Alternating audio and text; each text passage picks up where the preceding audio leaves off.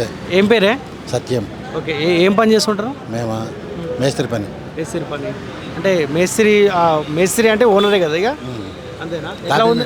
Copy మేస్త్రి. ఎట్లా నడుస్తుంది? బాగానే నడుస్తుందా? లేదు, పనులు తక్కువనే ఈ సంవత్సరం. అవునా? ఎందుకు సమ్మర్ ఎఫెక్టా? సమ్మర్ కాదు, ఇంకా పైసా ప్రాబ్లమే. పైసా ప్రాబ్లం ఎందుకు? బాగానే నిజామాబాద్ వాళ్ళు బాగానే ఉన్నోళ్ళే కదా. అంటే ఎప్పుడు ఉంటాయా డబ్బులు? ఎప్పుడు ఉంటాయా డబ్బులు? ఒక టైం ఉంటుంది. ఇక్కడ ఎక్కువ పసుపు రైతులు ఉంటారు. పసుపు అంటేనే బంగారము, ఆర్థికంగా కూడా బలంగా ఉంటారు. వాళ్ళు బలంగా ఉన్నారంటే మీరు కూడా బలంగా ఉన్నట్టే. ఎందుకని ఏమో తెలియదు, కొద్దిగా పైసా ప్రాబ్లం ఉంది, పనులు తక్కువ ఉన్నాయి. ఎట్లా ఉంది రేవంత్ రెడ్డి పరిపాలన? 120 రోజులు అయింది కదా అధికారంలోకి వచ్చి. రేవంత్ రెడ్డి పరిపాలన ఇప్పుడు ఏమైతే ఎన్ని రోజులు అయింది? 100 రోజులకి ఏమి ఏర్పడుతుంది? వాళ్ళ లెక్కలు బొక్కలు చూసుకునేసరికి 6 నెలలు ఏడాది అయింది. అప్పుడు ఏమొస్తుంది? 100 రోజులకే వస్తుందా? ఇంకా టైం కావాలి కదా. అన్నిటికీ 100 రోజులే అని చెప్పింది కదా. మధ్యలో ఎలక్షన్ కోడ్ పడ్డది. ఎలక్షన్ కోడ్ అయిన తర్వాత అప్పుడు ఏమన్నా రిలీజ్ చేస్తారు, ఇచ్చేటి వాళ్ళ హామీలు ఉంటే. ఇక్కడ మీ పైడి రాకేష్ రెడ్డి కదా బీజేపీ ఎమ్మెల్యే, ఓకేనా? అందుబాటులో ఉంటుండా? ఉంటాడా? ఇప్పుడు ఎంపీ ఎలక్షన్స్ రాబోతా ఉన్నాయి. ఇంకా నెల రోజుల సమయం మాత్రమే ఉంది.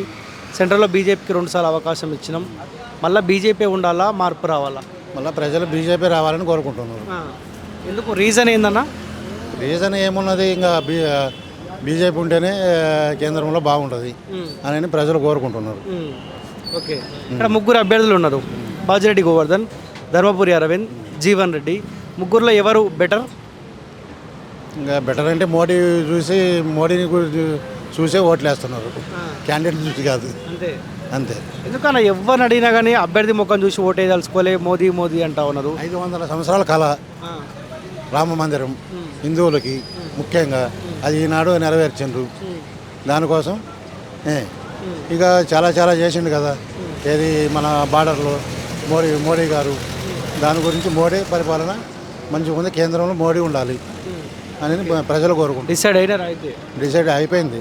ఓట్లు లెక్క పెట్టడమే ఇంక అంతే. ఓట్లు అంతే. Okay, thank you. Thank you sir. మీరు